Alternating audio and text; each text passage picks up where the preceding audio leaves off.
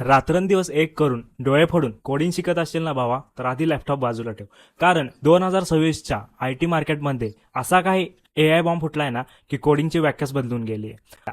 Cursor, cloud code आणि Devin सारख्या advance AI टूल्समुळे सिंटॅक्सचा रट्टा मारणारा ट्युटोरियल वॉचर्सचा गेम ओव्हर झालाय. कंपन्यांमध्ये 30% जास्त बेसिक कोड आता AI सेकंदाच्या आत जनरेट करतो. पण याचा अर्थ असा नाही की सॉफ्टवेअर इंजिनियर्स बेरोजगार होणार. फक्त टाईप करणाऱ्यांची नोकरी धोक्यात आहे, थिंक करणाऱ्यांची नाही. 2026मध्ये एक नवीन कन्सेप्ट आले ज्याला म्हणतात वाइब कोडिंग किंवा एजंटिक इंजिनिअरिंग. आता डेव्हलपर स्वतः कोड टाईप करत नाहीत, तर तो AI एजंट्सचा मॅनेजर बनला आहे. क्लायंटची गरज समजून AI कडून कसं काम करून घ्यायचं हे नवीन स्किल आलंय.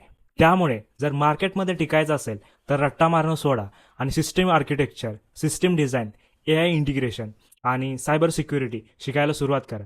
आय टी मार्केटच्या अशाच कडू पण खऱ्या गोष्टी प्रॅक्टिकल भाषेत समजून घेण्यासाठी युअर टेक बडीला आताच फॉलो करा. हा व्हिडिओ तुमच्या कोडिंग करणाऱ्या सर्व मित्रांना आत्ताच शेअर करून सावध करा.